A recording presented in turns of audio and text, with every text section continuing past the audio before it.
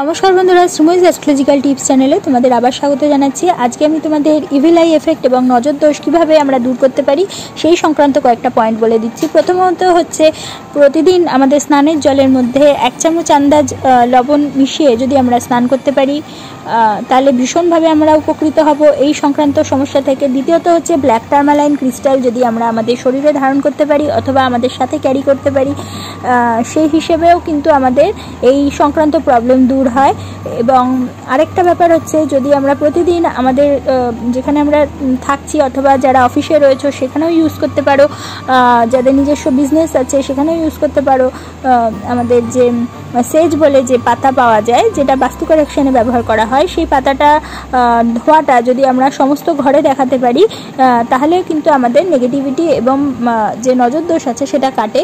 এরপরে আমরা যদি শনি মঙ্গলবার করে 7টা শুকনো লঙ্কা নিয়ে যদি আমাদের মাথার ওপরে 7 বার করে অ্যান্টি ক্লকওয়াইজ ঘুরিয়ে সেই লঙ্কাগুলোকে আমরা আগুনে মানে বার্নারের মধ্যে গ্যাসের ওভেনে আমরা যদি জ্বালিয়ে নিয়ে সেগুলো যে ডাস্ট আছে গুঁড়োটাকে নিয়ে আমরা জলের মধ্যে ফ্লো করে দিতে পারি, মানে ভাসিয়ে দিয়ে ওয়াশ করে দিতে পারি, সেক্ষেত্রেও আমাদের নেগেটিভিটি এবং সমস্ত ইভিল আই এফেক্ট দূর হয়।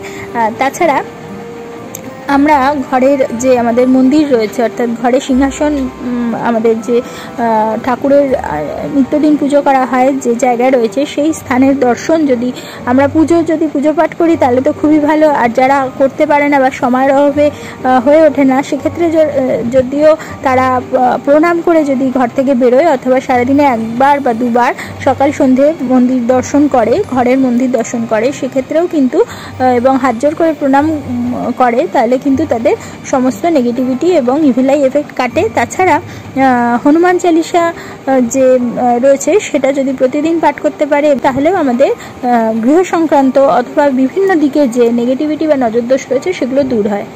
তাহলে বন্ধুরা, আজকে তোমরা জানলে রেমেডি হিসেবে আমরা কি করতে পারি আমাদের সমস্ত ইভিল আই এফেক্ট এবং নজরদোষ দূর করার জন্য।